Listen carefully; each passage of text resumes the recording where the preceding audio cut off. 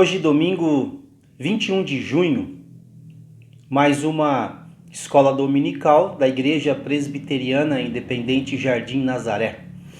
Obrigado pela tua participação, seja bem-vindo. Que Deus esteja abençoando as nossas vidas nesse momento de estudo da sua palavra. Feche os seus olhos e vamos buscar a presença do nosso Deus. Seja louvado, Senhor Deus, por tudo quanto o Senhor tem feito por nós. Mas não só por isso seja louvado o teu nome. Seja louvado o teu nome porque o Senhor é Deus grandioso, Deus poderoso, excelso, cheio de majestade. Seja louvado o teu nome porque o Senhor nos ama em Cristo Jesus. E em Cristo Jesus o Senhor nos salva. Por isso, seja engrandecido o teu nome, por tão grande salvação que o Senhor nos concede. Agora a tua igreja está reunida como forma de honrar e glorificar o teu nome, como forma de obedecer aos teus ensinamentos. E assim, Senhor Deus, nós queremos rogar que, pela ação do teu Espírito Santo, os nossos corações sejam ensinados na tua verdade, sejam ensinados para trilhar os teus caminhos, para seguir os teus propósitos. Fica conosco, abençoa-nos neste dia, dá-nos direção e orientação que necessitamos e derrama sobre nós as bênçãos que necessitamos para viver, Senhor, tranquilamente, sempre te servindo, sempre te glorificando. É a nossa oração agradecido em nome de Cristo Jesus. Amém. Como nós terminamos domingo passado o estudo com o tema Batalhando pela Fé, hoje nós vamos iniciar um novo estudo. Só que é um estudo doutrinário, não mais um estudo de um livro da Palavra de Deus. É um estudo doutrinário muito importante para a vida cristã. É sobre a pessoa e a obra de Cristo Jesus. O nome da revista que estaremos usando, que é da editora cristã evangélica, é o seguinte: Eis o Cordeiro de Deus, pessoa e obra de Jesus Cristo. Esse é um tema da cristologia. E é um tema muito importante, porque nós precisamos entender, compreender e adorar a Cristo Jesus, servi-lo, dentro dessa compreensão do que ele é e do que ele fez. Por isso, pessoa e obra de Jesus Cristo. E o tema, lógico, é tirado daquela passagem dos evangelhos, quando João Batista olha e vê Jesus se aproximando e diz: Eis o Cordeiro de Deus que tira o pecado do mundo. O tema do nosso primeiro estudo é os 3 estados de Cristo. E vamos entender bem esse tema para que não haja confusão nas nossas mentes. A palavra estado, ela tem como objetivo determinar para nós a situação em que a pessoa se encontra. E quando nós aplicamos esta terminologia à pessoa de Cristo Jesus, nós vamos falar sobre a ação de Cristo Jesus ou a forma de vida de Cristo Jesus. Seria a forma de vida na eternidade e a forma de vida quando se encarna e a forma de vida depois da ressurreição, quando ele então é elevado aos céus e nós temos a partir disso a promessa da sua vinda. Por isso então os 3 estados de Cristo. Vejam quais são os alvos dessa lição: entender os 3 estados de Jesus Cristo, perceber a importância do estudo da teologia para todos os cristãos e estudar os 3 estados de Jesus Cristo para ampliar a própria compreensão a respeito dele e de seu ministério. Quando nós vamos estudar a pessoa e a obra de Cristo Jesus, nós encontramos na palavra de Deus uma palavra, uma expressão que é relacionada a Cristo Jesus, que é a palavra mistério. Nós encontramos sempre falando a respeito do mistério de Cristo. E precisamos entender o que significa mistério. Na definição da palavra mistério, nós encontramos a palavra ou a característica de ser um enigma. Mas, na verdade, mistério é tudo aquilo que a inteligência humana é incapaz de compreender e também de explicar. Nós não conseguimos explicar tudo a respeito de Cristo Jesus. E algumas coisas elas são difíceis de entendimento. E o nosso objetivo é fazer com que então esse mistério de Cristo, ou seja, essa condição a respeito de Cristo Jesus, ela possa ser compreendida por nós, e aí então nós teremos a oportunidade de entender o mistério de Cristo Jesus. Então não é algo que está em enigma, mas é algo que é de difícil compreensão. E também, às vezes, nós não temos a habilidade para explicar da forma correta. Mas a palavra de Deus, ela, de uma forma muito clara e simples, ela fala a respeito disso. Portanto, quando nós estudamos a pessoa e a obra de Cristo Jesus, entra algo que é peculiar ao cristianismo, que é a fé. Nós cremos nessas questões. Nós cremos porque cremos na palavra de Deus, e a palavra de Deus assim o revela. Essa doutrina, que é a doutrina da pré-existência de Cristo Jesus, que é o primeiro ponto que nós vamos estudar hoje, ela trata da condição ou da verdade de que Cristo existe desde a eternidade e, portanto, ele é Deus.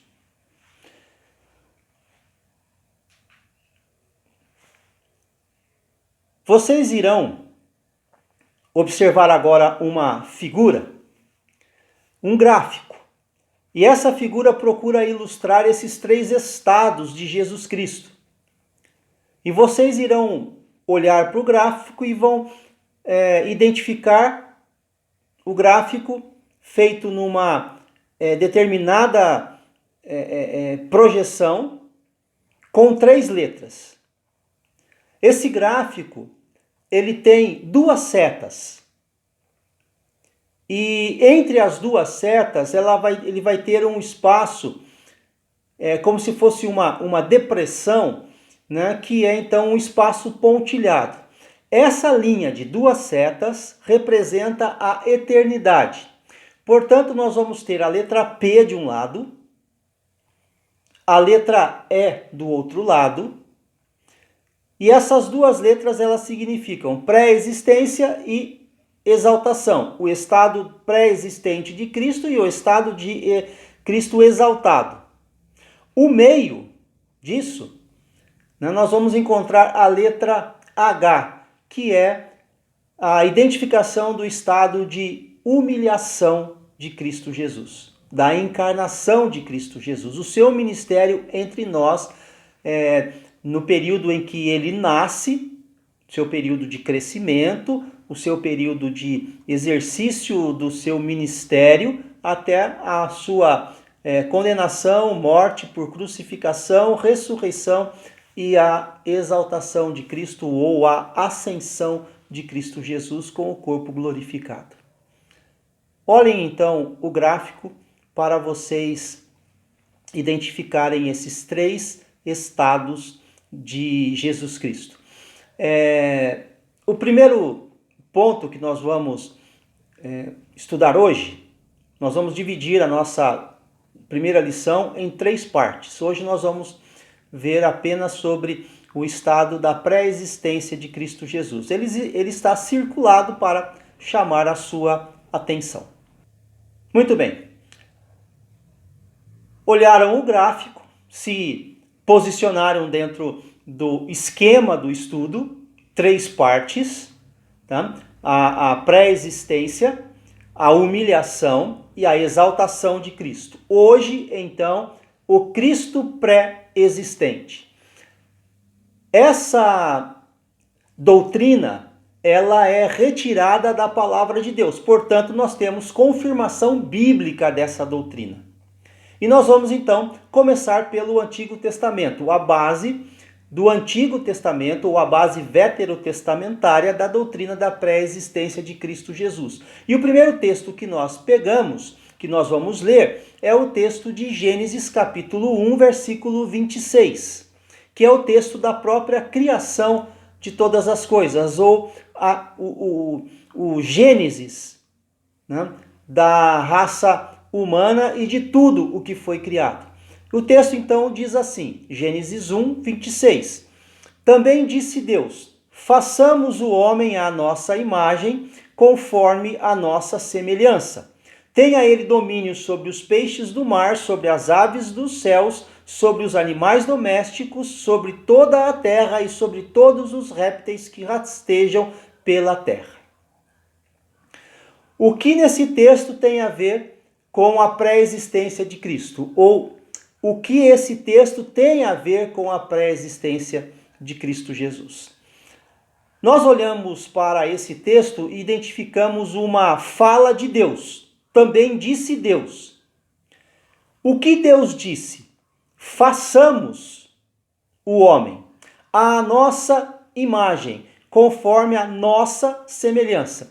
E aí então nós temos uma expressão ou um verbo no plural, o verbo façamos e depois esse possessivo nossa, né, indicando então, né, nossa imagem e nossa semelhança. Olhando para esse texto e claro que corroborado com outros textos da palavra de Deus, nós entendemos que esse texto é uma referência à Trindade, esse façamos. Deus na sua Trindade, agindo. Então, como nós conhecemos a doutrina da Trindade e nela cremos, nós sabemos que a doutrina da Trindade ela é postulada pelas expressões Deus Pai, Deus Filho e Deus Espírito Santo.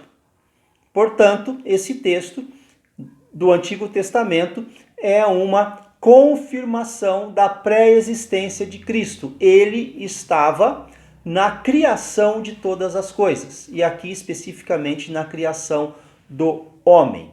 Ainda no texto do Antigo Testamento, no livro de Isaías, nós encontramos algo especificamente falando a respeito de Cristo Jesus, em Isaías 9, versículo 6, quando acontece o anúncio do nascimento de uma criança, e essa criança ela teria a capacidade, a autoridade de governar todas as coisas. E aí então o anúncio é feito da seguinte forma: porque um menino nos nasceu, um filho se nos deu, o governo está sobre os seus ombros e o seu nome será Maravilhoso Conselheiro, Deus Forte, Pai da Eternidade, Príncipe da Paz. E a expressão que nós queremos destacar aqui é o Pai da Eternidade.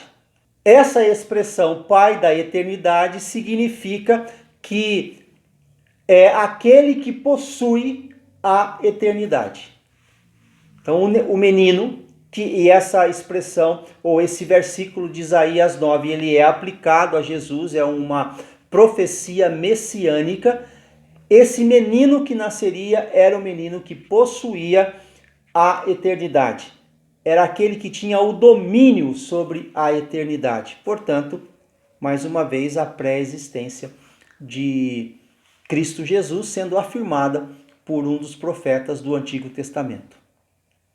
O outro texto do Antigo Testamento que também fala sobre a pré-existência de Jesus está em Miqueias capítulo 5, versículo 2, que também é um texto de uma profecia messiânica que anuncia o nascimento do Salvador. E o texto diz: "E tu, Belém Efrata, pequena demais para figurar como grupo de milhares de Judá, de ti me sairá o que há de reinar em Israel, e cujas origens são desde os tempos antigos, desde os dias da eternidade." Pegamos 3 textos do Antigo Testamento, embora existam outros textos, mas pegamos 3 textos que falam sobre a pré-existência de Jesus Cristo. Agora nós vamos ver a base bíblica no Novo Testamento, a respeito dessa condição, a pré-existência de Jesus Cristo. No Novo Testamento, no Evangelho de João, no capítulo 8, há uma resposta de Jesus em uma discussão com os fariseus, e ele então diz assim, ou o texto registra da seguinte forma: "Respondeu-lhes Jesus: em verdade vos digo, antes que Abraão existisse, eu sou." Bom, 2 coisas. Primeiro, a expressão eu sou. A expressão eu sou é a mesma expressão que Deus usa no chamado de Moisés para validar o chamado de Moisés para a libertação do povo de Israel do Egito. E aí Deus então se apresenta para Moisés como o eu sou. Diga ao povo, eu sou, te enviou. E aqui Jesus usa a mesma condição do eu sou.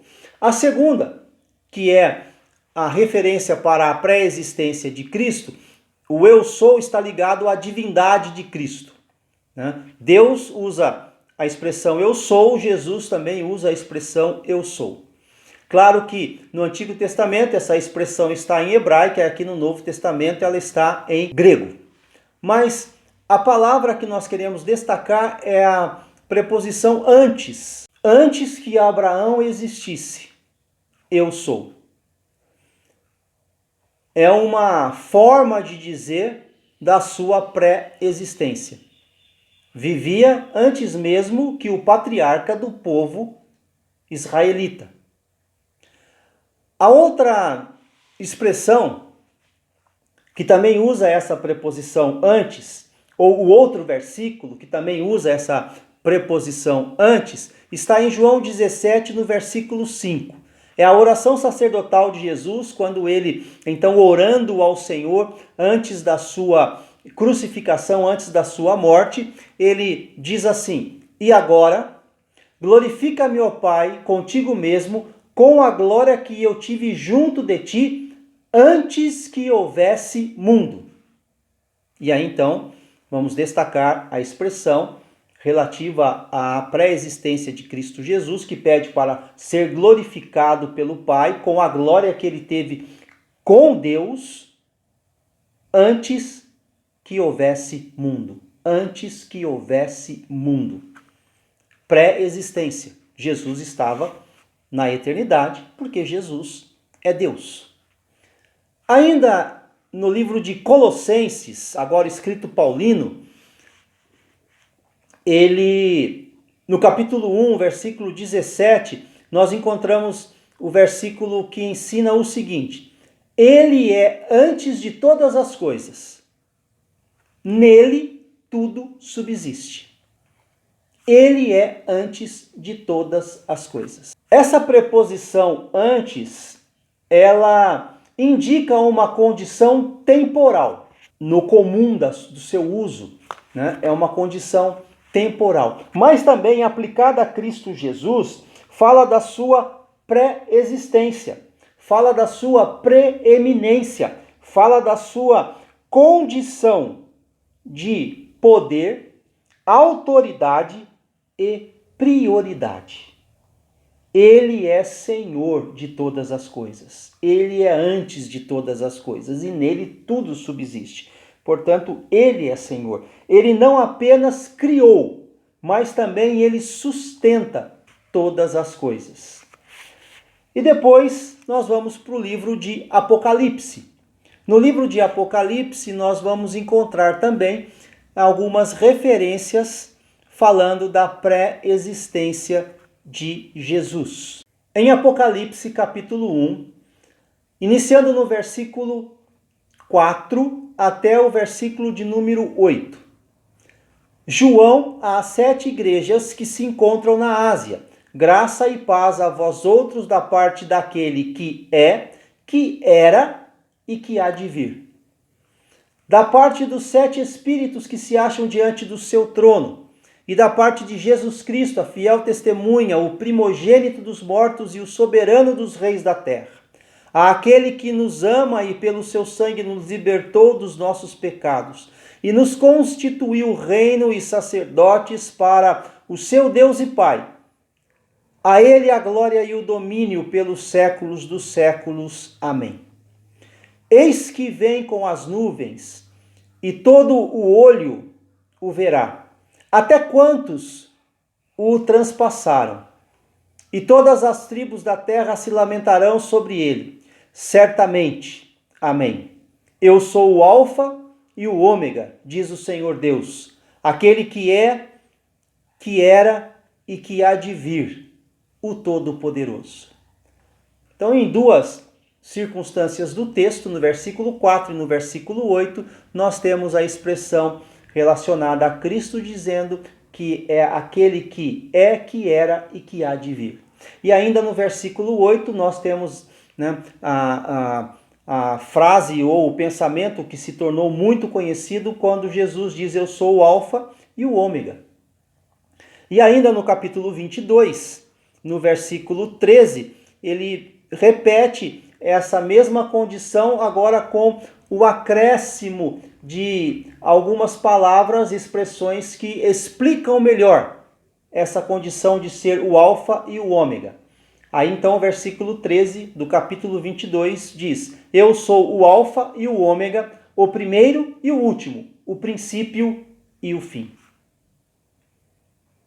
Com esses textos, tanto do Antigo Testamento como do Novo Testamento, nós temos então a base bíblica ou alguns textos que formam a base bíblica para a doutrina da pré-existência de Cristo Jesus. E falar sobre a pré-existência de Cristo Jesus é dizer que Cristo Jesus é Deus. Para isso, vamos pegar agora o texto de João, capítulo 1, os 2 primeiros versículos, e vamos fazer uma análise destes 2 versículos do Evangelho de João. O texto diz assim: no princípio era o Verbo, e o Verbo estava com Deus, e o Verbo era Deus. Ele estava no princípio com Deus. Eu peço que os irmãos atentem agora para algumas informações que eu preciso passar para os irmãos para que haja compreensão melhor desse texto. É uma história de um filósofo. No ano 560 a.C., viveu um filósofo grego chamado Heráclito. Se você perguntasse a ele o seu conceito de mundo, ele responderia com uma só palavra: fluxo. Como assim? Ele afirmaria que tudo está em estado de mudança, nada existe estático no mundo. Aí você faria outra pergunta: mas se tudo está em mudança, então por que o mundo não é totalmente um caos, uma bagunça? Heráclito responderia a você: é que todas as coisas acontecem de acordo com o Logos. Que é Logos? Ele diria: no mundo há um raciocínio, uma mente operante. Essa mente é a mente de Deus, o Logos de Deus. e esse Logos faz do mundo um cosmos ordenado e não um caos. Por que eu estou lendo essa história? Porque no grego, essa palavra, no princípio era o verbo, e o verbo estava com Deus, e o verbo era Deus, é a palavra Logos. No princípio era o Logos, e o Logo estava com Deus, e o Logos era Deus. Mas aí precisamos fazer uma explicação. O que Heráclito chamava de mente de Deus, o apóstolo João, inspirado pelo Espírito Santo, afirmou que é o próprio Jesus Cristo. Todavia, preste bastante atenção, porque existe uma diferença. João não disse que Jesus é a mente de Deus, afirmou que o verbo Logos é Deus. Declara em João 1:1, e o verbo era Deus. Assim, está dizendo que Cristo existe desde quando Deus existe. O tempo do verbo era, no grego, é o imperfeito. E esse tempo ele denota uma ação contínua no passado. Corresponde ao tempo pretérito imperfeito no português, que expressa um fato passado ainda não concluído. O que isso quer dizer? O texto não está afirmando que Jesus um dia foi, mas não é mais Deus. O que o texto está afirmando é que ele sempre foi e continuará sendo Deus. Os estudiosos do Novo Testamento dizem que provavelmente João, com esse texto, estava refutando uma doutrina herética, uma ideia errônea. Essa ideia, ela dizia que Jesus, essa doutrina, ela dizia que Jesus era apenas uma emanação de Deus. E, portanto, ele era distinto da divindade. Jesus Cristo não é um ser criado por Deus. Jesus Cristo, ele é Deus, como ele mesmo afirma, eu e o Pai somos um. Há muitas religiões que mencionam Cristo Jesus, mencionam os seus ensinos, mencionam as suas palavras, dizem que os seus ensinos e as suas palavras são verdadeiras, que deve ser seguida. No entanto, essas pessoas, elas colocam Jesus Cristo como sendo um fundador de uma grande religião. Não reconhecem Jesus como sendo Deus. Mas isso não é o que a Bíblia declara. O que a Bíblia declara é que Jesus é Deus. E o texto escrito por João, a primeira carta de João, vai dizer: prove essas pessoas, prove os espíritos, prove essas mensagens a respeito de Jesus Cristo. O que isso significa dizer? Todo aquele que não confessa que Jesus veio em carne e que, sendo Deus, veio em carne, encarnou-se, não passa de um anticristo, não passa de uma mensagem que nega a Cristo. E, portanto, nós não devemos dar créditos a essas mensagens.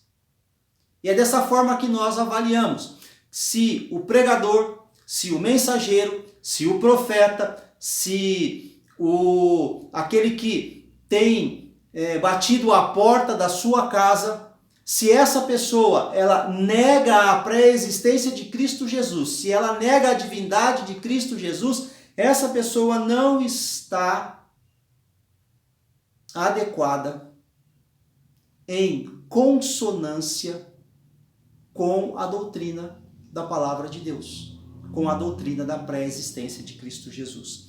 Ela não apresenta Cristo Jesus da mesma forma que João apresenta Cristo Jesus no texto que nós lemos, 1 João 1:1.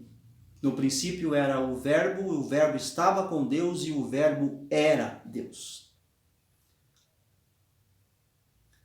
Uma história. Plínio, o governador romano da Ásia Menor, no início do 2º século, escreveu ao imperador Trajano, dizendo que os cristãos tinham o hábito de reunir-se num certo dia antes do sol nascer e cantar estrofes alternadas de um hino a Cristo, como se este fora um Deus. E aí, de fato, ele era Deus, como, de fato, continua sendo Deus e o será eternamente. Aprender sobre a pré-existência de Cristo Jesus, ela é muito importante. Crer na pré-existência de Cristo Jesus, na divindade de Cristo Jesus, é essencial para a fé cristã. Por isso eu quero colocar uma aplicação para essa parte do estudo muito interessante na analogia que faz com botões sendo abotoados de uma camisa. Vamos ver isso. Como a pessoa de Jesus Cristo é central nas Escrituras, era de se esperar que também seria alvo de muitos ataques e contradições. Como o próprio Simão predisse a Maria. Por isso trabalhamos esse assunto logo no começo de uma revista sobre Jesus Cristo, porque é como os botões de uma roupa. Se você abotoar o primeiro botão na segunda casa, todo o restante estará errado. Se você não crer na eterna divindade de Jesus Cristo, toda a sua fé estará comprometida e não poderá pregar o que Paulo chama de sã doutrina. Paramos por aqui, irmãos. Próximo domingo nós daremos continuidade no estudo sobre os 3 estados de Cristo Jesus, falando sobre a humilhação. Agora, tire alguns instantes para orar ao Senhor, colocando-se na presença de Deus e pedindo para que Ele aplique ao seu coração as verdades da sua palavra, especialmente as verdades deste estudo, para que você continue sempre sendo fiel, continue sempre dedicado e entendendo que você é servo, é submisso a esse Deus que se revelou a nós em Cristo Jesus. Vamos encerrar orando.